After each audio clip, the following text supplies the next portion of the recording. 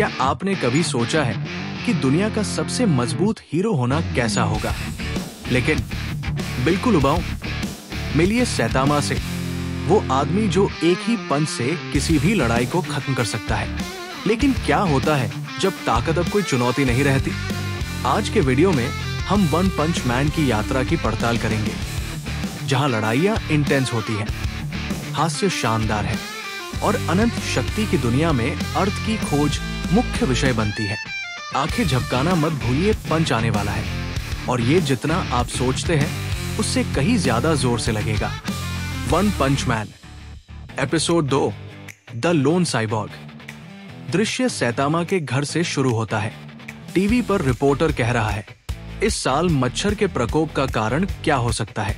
हमारे पास आज मेहमान के रूप में मिस्टर काफेटिच, किताब के लेखक और मच्छर विशेषज्ञ है। धन्यवाद मुझे यहाँ बुलाने के लिए। सैतामा को दिखाया जाता है, वो अपने प्यारे हाथी के जग से पानी भर रहा है। पीछे से लोग बात कर रहे हैं, चूंकि हम इस साल मच्छरों की एक नई प्रजाति का सामना कर रहे हैं। मुझे खुद नहीं पता, घर जाओ। अहम, माफ करें। यहाँ एक नक्शा दिख रहा है जो प्रभावित क्षेत्रों को दर्शाता है। ओह, मच्छर के प्रकोप से प्रभावित। सैतामा कमरे से बाहर आकर अपनी बालकनी में पौधे को पानी देने जाता है। सिटी उनकी मार्ग में है और अब मच्छरों का प्रकोप। स्क्रीन पर मरे हुए जानवर दिखाए जाते हैं, जिनमें एक भी रक्त की बूंद नहीं है। स्क्रीन एक तात्कालिक बुलेटिन में कट जाती है। हम अपने नियमित कार्यक्रम को इस ब्रेकिंग न्यूज के लिए काटने के लिए खेद व्यक्त करते हैं। सिटी में मच्छरों की एक बड़ी संख्या देखी गई है। जिन मवेशियों पर हमला हुआ था, उनके अवशेष मम्मी के रूप में पाए गए हैं। यदि आप मच्छरों का झुंड देखें तो तुरंत भाग जाएं। कैमरा धीरे धीरे कैक्टस की ओर बढ़ता है। सैतामा अपने सामान्य उदासीन चेहरे के साथ इसे पानी दे रहा है। कैमरा नीचे की ओर झुकता है, पानी के लगातार बहाव का पीछा करते हुए फिर ऊपर की ओर झुकता है ताकि सैतामा का चेहरा दिख सके। हवा में एक हल्की बंजिंग की आवाज भर जाती है। ये मच्छर की आवाज है। ये उसके अंगूठे पर धीरे से बैठता है। बिना किसी प्रयास के सैतामा अपना हाथ उठाता है, आराम से कीट को उड़ा देता है। मच्छर, जो कि बिल्कुल भी परेशान नहीं लगता, उड़कर दूर चला जाता है। उसका चेहरा बदलता है। एक हल्की सी चिढ़ का इशारा उसके चेहरे पर दिखाई देता है। वो फिर से कोशिश करता है। उसका पंच हवा में लगभग हास्यास्पद लय में चलता है, छोटे जीव की ओर लक्षित। फिर से मच्छर उसके चेहरे पर बैठ जाता है। उसके पंख बजने लगते हैं। इस बार सैतामा का हाथ अधिक बल से मारता है, लेकिन कीट तेजी से भाग जाता है। एक मजाक उड़ाती हुई बंजिंग की आवाज करता है। कुछ हद तक नाराजगी उसकी आंखों में दिखने लगती है। वो पानी की जग को एक हल्के से थड़ की आवाज के साथ नीचे रखता है। उसकी आंखें सिकुड़ जाती है। अब केवल नाखुश नहीं, सैतामा अब दृढ़ दिखाई देता है। उसकी जबड़े में कसावट आ जाती है और वो अपना ध्यान केंद्रित करता है। एक तेज, लगभग आक्रामक गति से वो अपना हाथ उठाता है। मच्छर को अपनी हथेली में पकड़ने की कोशिश करता है। 5 बार उसने कोशिश की, हर बार और अधिक तीव्रता से, लेकिन मच्छर उससे बच निकलता है। हर असफल प्रयास के साथ वो घमंड से बंजिंग करता है। हवा में उसका बढ़ता हुआ क्रोध महसूस हो सकता है। ये पीछा अब व्यक्तिगत बन चुका है। सैतामा का शांत चेहरा टूट चुका है और जो बचा है वो एक आदमी है जो एक कीट के साथ एक अंतहीन लड़ाई में फंसा हुआ है। एक इमारत फ्रेम में ऊंची खड़ी है। मच्छरों का झुंड हवा में चल रहा है, किसी निश्चित दिशा की ओर जा रहा है। कैमरा बदलता है और एक मरे हुए पक्षी को जमीन पर दिखाता है, जो डरावनी तरह से रक्त के बिना है। शहर में एक अलर्ट गूंजता है। ये एक आपातकालीन निकासी अलर्ट है। आपदा स्तर राक्षस। कैमरा एक आदमी को शांति से खड़ा दिखाता है। वो मच्छरों के झुंड को हवा में घूमते हुए देखता है। एक साइबॉर्ग एक इमारत की छत पर खड़ा है, उन्हें पीछे से देख रहा है। उसकी आंखें तेज और ध्यान केंद्रित है। आपातकालीन अलार्म का शोर शहर में गूंजता है। निवासियों को सभी परिस्थितियों में घर के अंदर रहना चाहिए। मैं दोहराता हूँ, सिटी के निवासियों को। साइबॉर्ग को क्लोजअप में दिखाया जाता है। उसकी आंखें आकाश में मच्छरों के झुंड पर केंद्रित हैं। लक्ष्य प्राप्त कर रहा हूं। स्क्रीन पर द लोन साइबॉर्ग। एक इमारत को गहरे आकाश के नीचे दिखाया जाता है। कैमरा पास की दुकान को बदलता है। उसकी कांच की दीवार टूट चुकी है। एक आदमी बाहर आता है, एक धातु की छड़ी पकड़कर। उसकी हरकतें सतर्क और चौकस हैं। शहर के अन्य हिस्सों में लुटेरे स्थिति का फायदा उठा रहे थे। सभी दुकानें खाली हैं क्योंकि निकासी अलर्ट है। जैसे कोई मच्छर के काटने से मर सकता है। मुझे कुछ मच्छर के काटने से कोई फर्क नहीं पड़ता, बशर्ते मैंने इतना चुराया हो। अचानक हवा बदल जाती है। मच्छरों का झुंड उसके पास से गुजरता है, उसके साइड से छूते हुए। इसका बल उसके टोपी को हवा में उड़ा देता है। वो ऊपर देखता है, उसकी आंखें चौड़ी होती हैं और कहता है, क्या वो हवा थी? एक साया नजदीक आता है। उससे पहले कि वह प्रतिक्रिया कर पाता, मच्छरों का झुंड उसे चारों ओर से घेर लेता है। वो चिल्लाता है, होल, ये क्या है? वे उसके ऊपर आ गए, उसके हाथों, सीने और पैरों पर, फिर उसके चेहरे पर। दर्जनों मच्छर उसकी त्वचा से चिपक गए। उनके छोटे छोटे शरीर उसके मांस से रक्त चूसते हुए धड़कते हैं। उसकी आंखें आतंक से चौड़ी हो जाती हैं, जैसे वे उसे सुखा रहे हैं। उसकी चीखें सड़क में गूंजती हैं, फिर चुप हो जाती है। हवा में एक महिला तैरती है। उसकी आंखें गहरी और मुंह खुला हुआ। मच्छर रानी स्क्रीन पर दिखाई देती है, हवा में एक डरावनी कृपा के साथ तैरती हुई। वो अपनी लंबी जीभ बढ़ाती है, आसपास की खुशबू को चखते हुए। उसकी तेज आंखें भूख से चमकती हैं। एक उच्च पोनीटेल उसके पीछे बहती है और उसके पीठ पर बड़े स्पिनिंग ब्लेड उसे स्थिर बनाए रखते हैं, जो गहरे यांत्रिक गूंज के साथ घूम रहे हैं। क्या बात है तुम लोगों के साथ? ये तो बहुत कम है। जाओ, मुझे और खून ला कर दो। जेनोस का हाथ दिखाई देता है, जो ऊर्जा से जगमगाता है, और वो दुश्मन को निशाना बनाता है। लक्ष्य प्राप्त कर रहा हूं। वो बिना किसी हिचकिचाहट के बीम फायर करता है। एक कच्ची शक्ति की लहर हवा को चीरती हुई, लेकिन एक छोटी सी गड़गड़ाहट के साथ मच्छर रानी पूरी तरह से अप्रभावित रहती है। उसकी रूपरेखा बिना किसी खरोंच के रहती है। जेनोस कहता है, समझ गया, तुम वो सारा खून ले रही हो जो वो मच्छर लाते हैं खुद के लिए। अगर तुम उन मच्छरों को संकेत दे रही थी, तो ये अनजाने में हो रही सामूहिक गतिविधियां अब समझ में आ रही है। मतलब अगर मैं मास्टर को खत्म कर दूं, तो वो मच्छरों का झुंड भी खत्म हो जाएगा। मच्छर रानी हवा में तैरती है। उसकी आंखें भूख से चमक रही है। वो अपने शिकार को देखती है और एक डरावनी मुस्कान के साथ कहती है, मेरा खाना आ गया है, जाओ उसका खून सुखा दो। मच्छरों का झुंड जेनोस की ओर बढ़ता है, उसके पास पहुंचने के लिए। वो ऊपर देखता है, उसकी आंखें दृढ़ संकल्प से भरी हुई है। नष्ट कर दो। एक तेज धमाका गूंजता है और झुंड तुरंत नष्ट हो जाता है।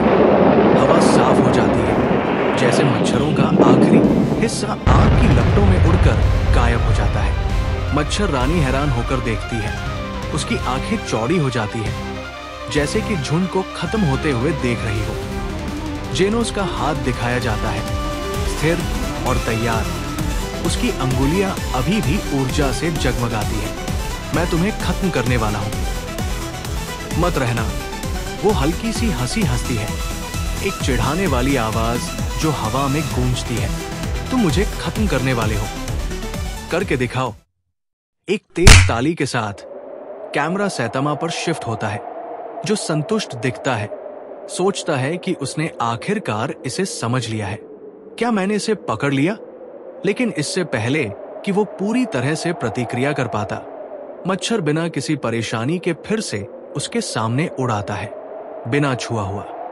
वो अपने दांत पीसता है, नाखुशी बढ़ने लगती है और मुंह में बुदबुदाता है। तुम क्यों मच्छर? कैमरा जेनोस की ओर शिफ्ट होता है। वो एक इमारत पर दौड़ रहा है। जेनोस इमारत से कूदता है, खुद को हवा में लाने के लिए मुक्के और लातों की एक झड़ी के साथ। मच्छर रानी हर हमले को आसानी से डॉजिंग करती है। उसकी हरकतें तेज और सटीक हैं। एक तेज धक्का लगाकर वो जेनोस को जमीन पर गिरा देती है। जेनोस बिना विचलित हुए तुरंत उठता है।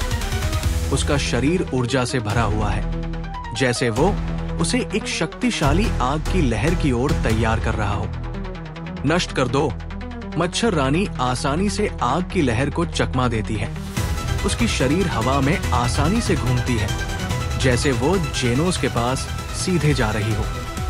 जेनोस बिना विचलित हुए एक और बीम फायर करता है। उसका संकल्प मजबूत है।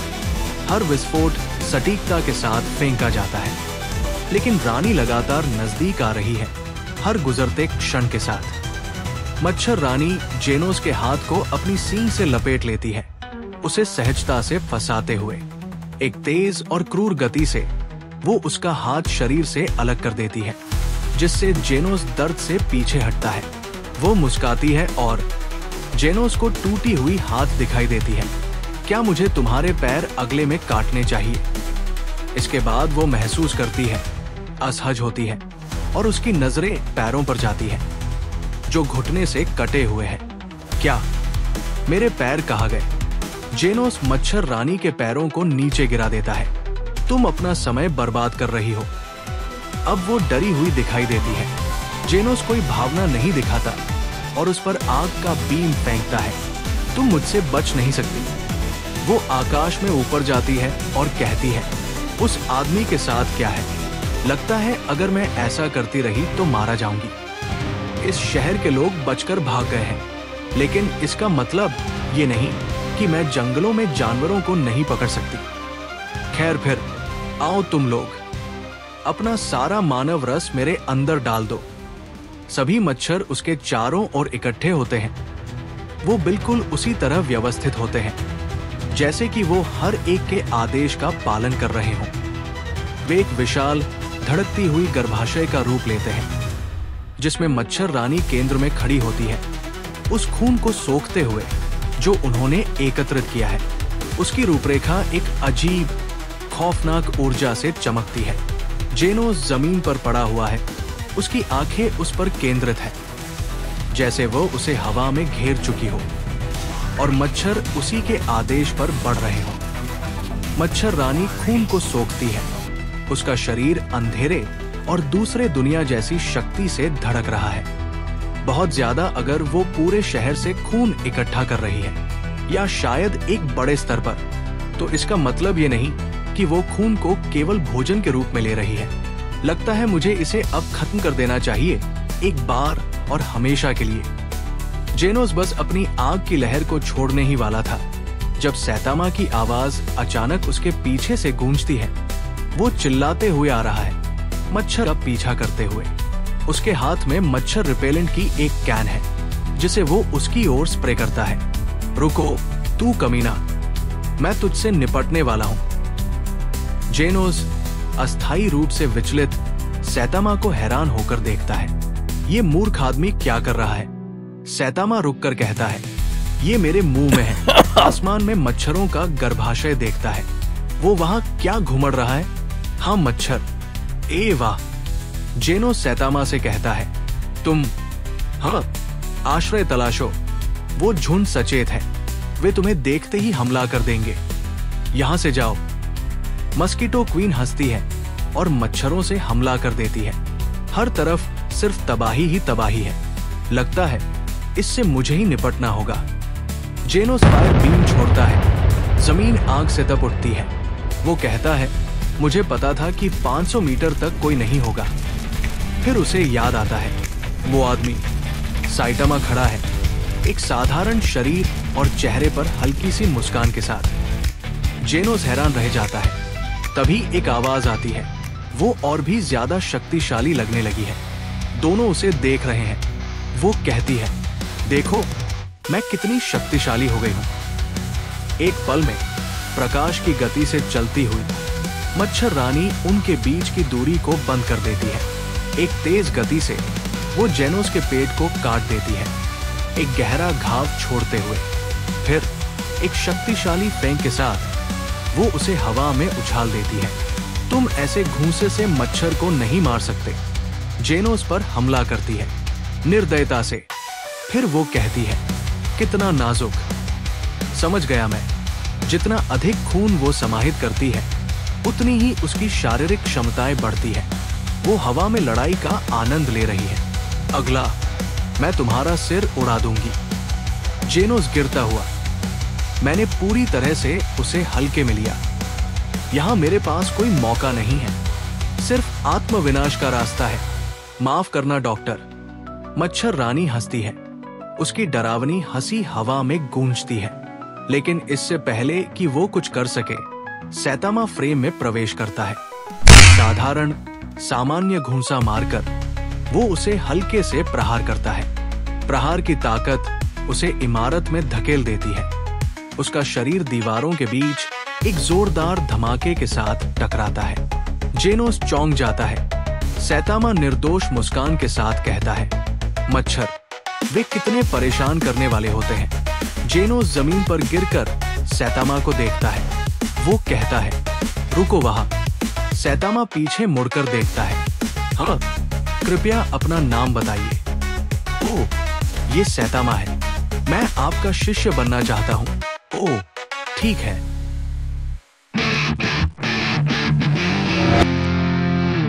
फिर कैमरा बदलता है और जेनोस सैतामा के घर के सामने खड़ा है। वो कहता है, गुरु, आप सच में आ गए। मैं जेनोस हूं, गुरु सैतामा। क्या आप ये कहना बंद नहीं कर सकते? गुरु, वो भी। दृश्य घर के अंदर बदलता है।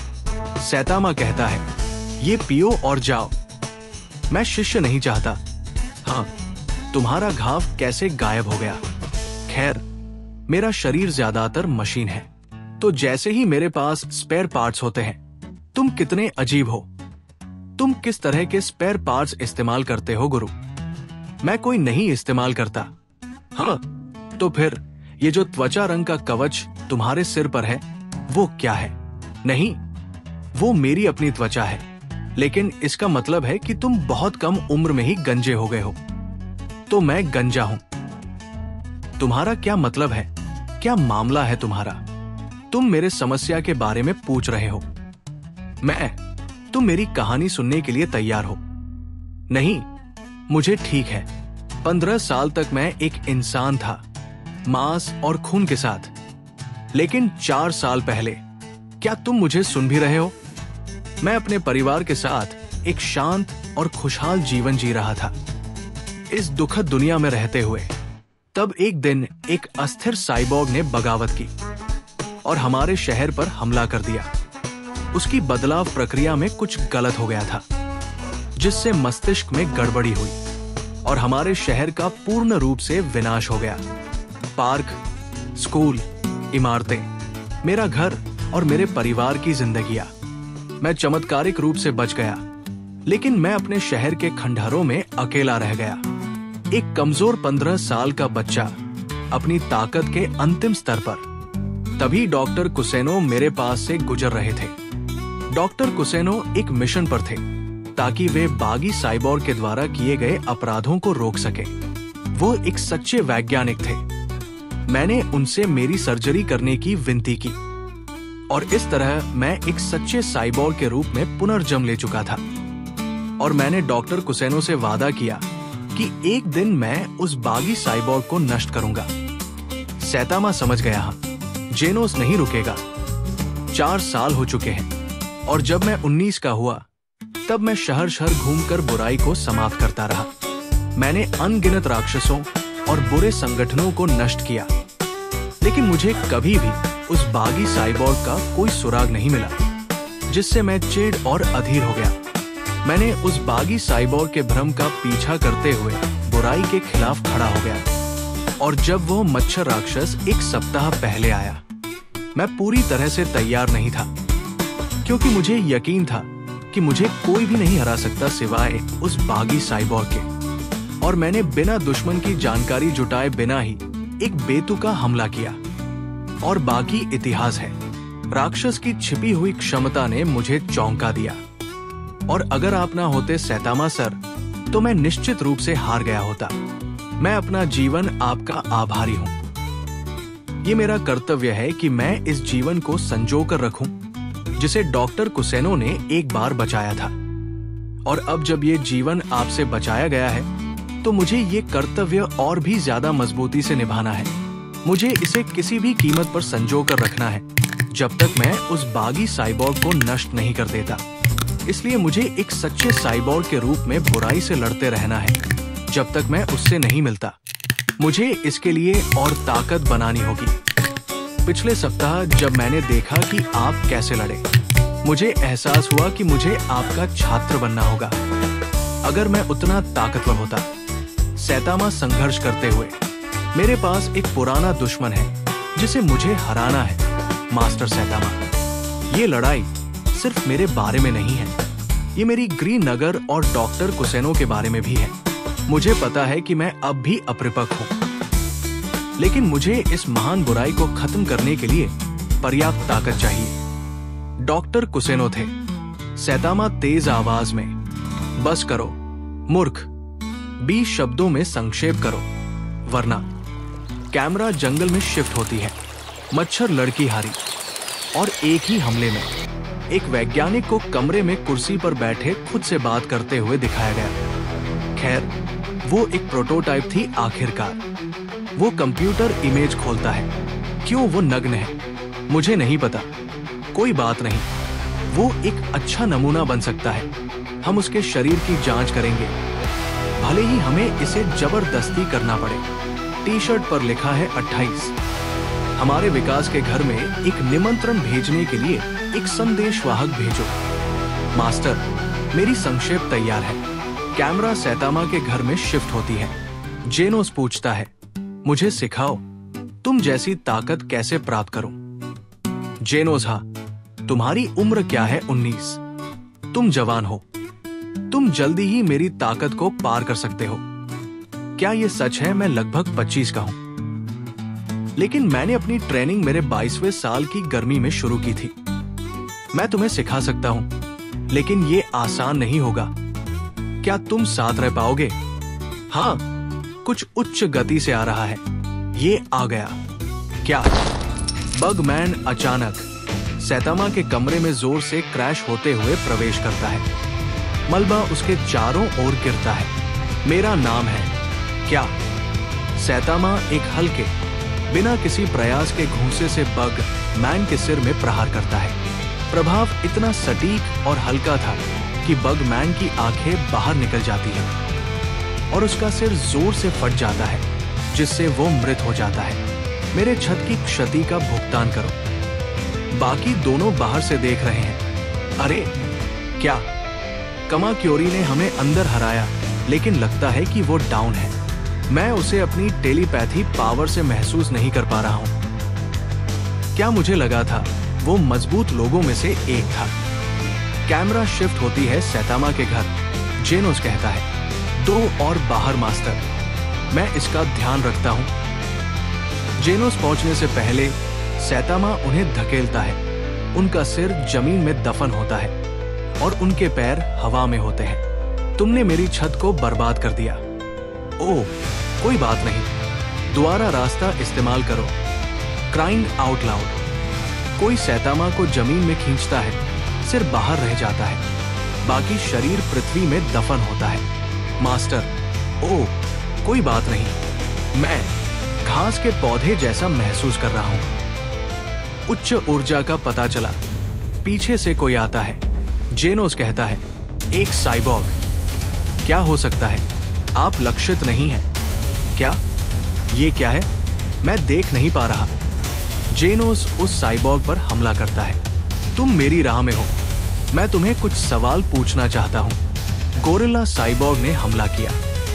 जेनोस पीछे की तरफ फिसलता है, फिर तुरंत उसकी तरफ दौड़ता है।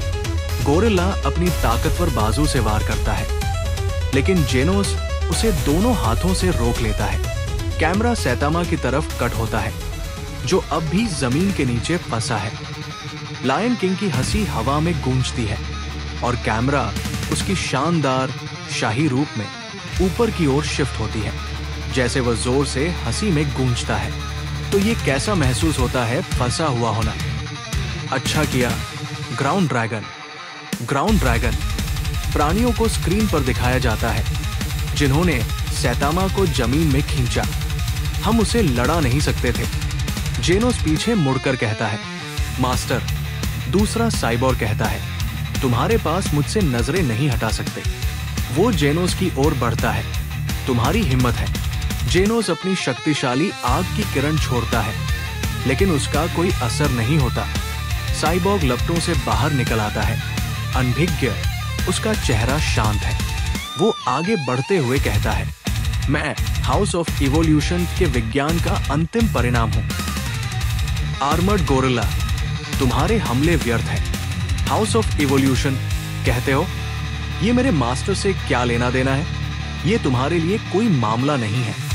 हम उन्हें नष्ट कर देते हैं जो हमारे खिलाफ जाते हैं। हमारा नियम है, तुम्हें नष्ट कर दिया जाना चाहिए। कैमरा शिफ्ट होती है जेनो से सैतामा की ओर। लायन किंग कहता है, तुम कमीने, तुम मुझसे ऐसे नजरें कैसे डाल सकते हो? सैतामा बोर होते हुए आहें भरता है, साफ तौर पर चारों ओर हो रही उथल पुथल से अप्रभावित। वो आराम से खिंचता है, बिना किसी चिंता के। अच्छा लगा जमीन में दबे हुए होना। ये ठंडा और आरामदायक है। मैं सोने जा रहा हूं, तो मुझे अकेला छोड़ दो। लायन किंग गुर्राता है और हंसता है। लगता है मुझे तुम्हें सिखाना पड़ेगा कि कैसे इज्जत दिखानी चाहिए। सुनो, मैं तुम्हारी आंखों को इससे कुचल सकता हूं ताकि तुम इसका विरोध नहीं कर सको। बीस्ट किंग किसी को भी आसान नहीं छोड़ता, चाहे कोई भी प्रतिद्वंदी हो। सैतामा बिना कोई प्रयास किए जमीन से बाहर निकल आता है, जैसे पृथ्वी ने कोई प्रतिरोध नहीं किया हो। प्राणी हैरान होकर देखते हैं। उनकी आंखें चौड़ी होती हैं। वे नहीं समझ पाते कि उसने ये कैसे किया। ठीक है, मजाक छोड़ो। ये तुम्हारा मौका है माफी मांगने का। ठीक है, तब देखो बीस्ट किंग की शक्ति। उग, मेरे पैंट में मिट्टी चली गई। तुम सुन नहीं रहे। रुको, मैं मिट्टी हटा रहा हूं। क्या तुम हो? थोड़ा और, मैं तैयार हूं। तब इसका समय है। देखो बीस्ट किंग की शक्ति। Lion slash. बीस्ट किंग एक एक करके हमला करता है। उसकी गति और ताकत तेज होती है, लेकिन सैतामा हर एक प्रहार को आसानी से टाल देता है। उसका शरीर सहजता से घूमता है, जैसे वो कोई भी हमला टाल सकता हो। दो प्राणी जो पहले दफन हो गए थे, अब होश में आते हैं। आउच! क्या तुम ठीक हो? फ्रॉगमा। उनके बाहर निकलने से पहले वे लड़ाई के बीच में आकर कट जाते हैं। मेरे रास्ते से हटो, कायर। यही है जीवित रहने का तरीका। अब तुम्हारी बारी। रुको, उसे अभी मत मारो। Lion slash meteor shower. Saitama की एक साधारण पंच। ओह! सैटामा के हर साधारण पंच के साथ बीस्ट किंग का शरीर टुकड़ों में टूट जाता है। खून और मांस हर जगह बिखर जाता है। उसका आधा शरीर नष्ट हो जाता है और एक भयावह दृश्य बन जाता है।